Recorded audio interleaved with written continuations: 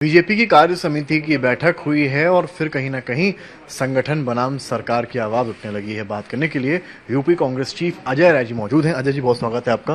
कल मुख्यमंत्री भी थे, जेपी नड्डा भी थे, डिप्टी सीएम भी थे, लेकिन स्वर थोड़े ऐसे निकले जिसमें केशव मौर्य ने कह दिया कि संगठन सरकार से बड़ा है।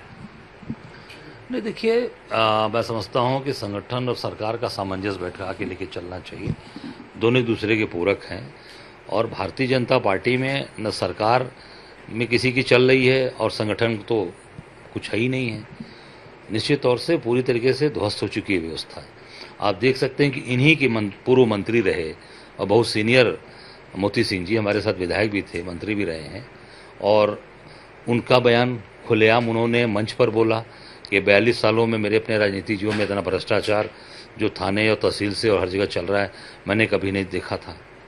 दूसरा एक इनके विधायक बदलापुर के, उनका बयान, उनका वीडियो आया, उन्होंने भी यही सब बातें कही कि हम 27 में नहीं आ रहे हैं और तमाम बातें उन्होंने आरोप प्रत्यारोप लगाया था। फिर अभी मैंने देखा कि संजय निषाद उनके जो मंत्री हैं वो भी वही बात बोल रहे हैं जो पहले दो बोल चुके हैं।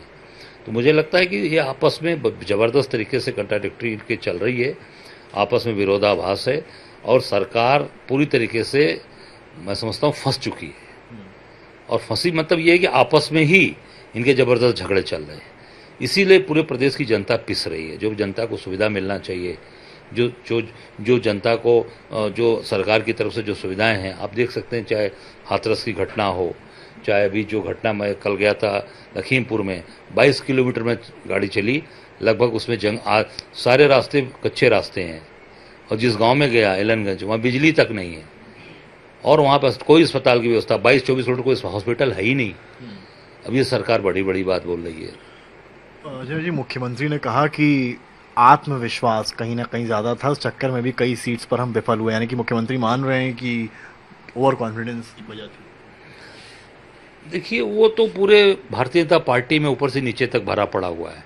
वो तो मोदी जी से लेकर योगी तक और सारे लोग, जितने भी इनके लोग हैं, वो बहुत अति आत्मविश्वास में हैं। आत्मविश्वास ने अति आत्मविश्वास में, उसी का नतीजा है कि ये बुरी तरीके से फेल होते जा रहे हैं और ये परफॉर्म नहीं कर पा रहे हैं।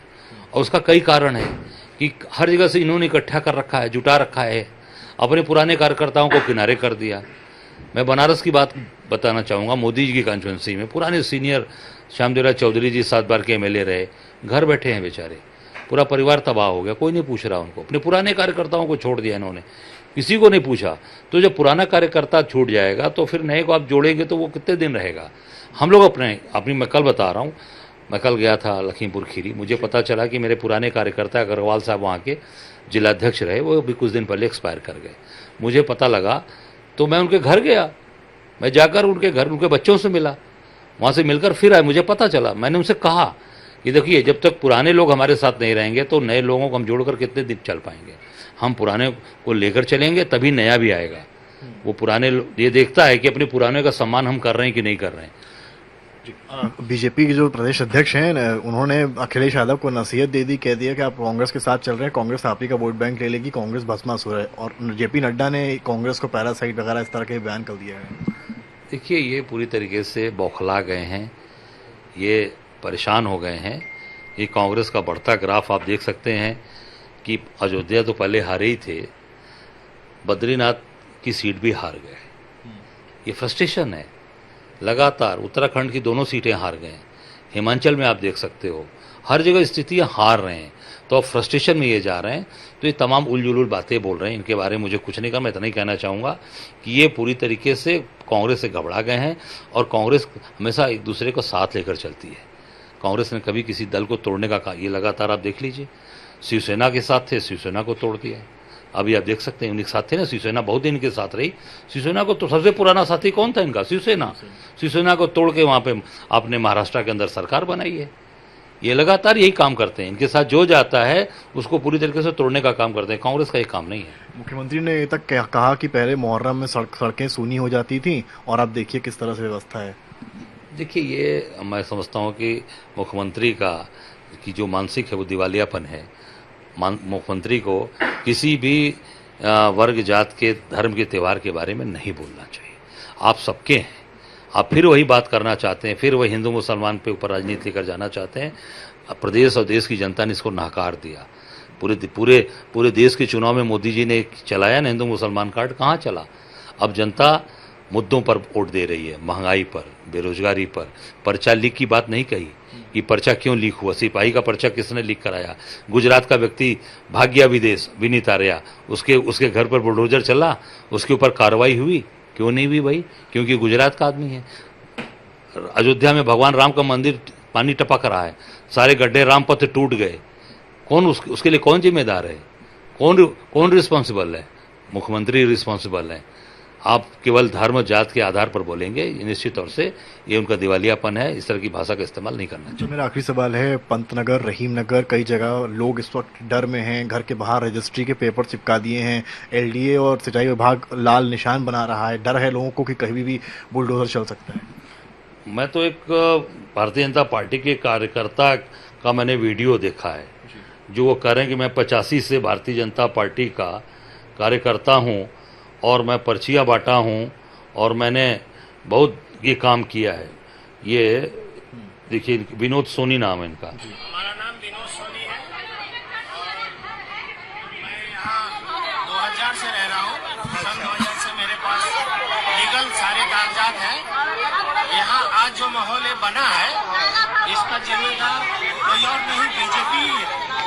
क्योंकि जो नगर आयुक्त, हम लोगों ने वोट दिया, एक सेकंड क्योंकि इस समय जो डीसी हैं इंद्रमणि त्रिपाठी जी, उनके कार्यकाल में यहाँ पे सीवर लाइन का कार्य हुआ। ठीक, उस समय अगर ये कह देते सबसे कि ये कॉलोनी अवैध है या गिरेगी, तो ये आज दिन हम लोग को नहीं देखना पड़ता। ये पॉइंट नोट करिए, ये पॉइंट देखिए आप, जिस तरीके की बात ये कर रहे हैं कि जो इंद्रमणि त्रिपाठी जो यहाँ की वीसी, वो खुद ही वो जो इसमें डलवाए हैं, पूरा का पूरा पाइपलाइन डलवाया उन्होंने। आज बीजेपी ने हमको इनाम क्या दिया है, आज मैं 52 साल के हो गया हूँ। ठीक है, तो सरकार सारे विधायक बीजेपी के, सभासद बीजेपी के, मेयर बीजेपी के, सारे नेता बीजेपी के, उनको तब नहीं पता था कि ये कॉलोनी अवैध है या गिरेगी है। तो इन्होंने पहले क्या काम किया, सबको बढ़ावा दिया वोट और सीट के लिए। आज जब वो आसमान पे पहुंच गए हैं, तो न कार्यकर्ता को अपना समझ रहे हैं और न अपने वोटर को समझ रहे हैं। आज इनके लिए अब सोचिए, ये व्यक्ति जो भारतीय जनता पार्टी का व्यक्ति लगातार सन 85 से इनके लिए काम कर रहा है, आज वो कह रहा है, और वही अधिकारी सीवर लाइन डलवा रहा है। बोल रहे हैं लोग, क्यों अवैध क्यों डलवाए भाई? तो उनके ऊपर कार्रवाई क्यों नहीं होगी? अगर इस तरीके के लोग हैं जो जानते हुए भी केवल पैसा कमाने के लिए वो अपने पद का दुरुपयोग करके उन्होंने वहाँ पे काम कराया है, तो ये सरकारी जो पैसे वहाँ इस्तेमाल हुए हैं, इसका ये वसूली कहाँ से होगी? ये उनकी तनख्वाह में से उनके पैसे जो उनको मिलते हैं उससे वसूली की जाए, और हम लोग ये अत्याचार अन्याय नहीं होने देंगे। हमारा एक कार्यकर्ता इसमें खड़ा रहेगा इनके साथ, क्योंकि अत्याचार अन्याय अगर लीगल है तो लीगल जो चीज़ें ये कह रहे हैं, इनके साथ कांग्रेस पार्टी खड़ी रहेगी। बहुत शुक्रिया बात करने के लिए। तो ये थे हमारे साथ अजय राय, यूपी कांग्रेस अध्यक्ष।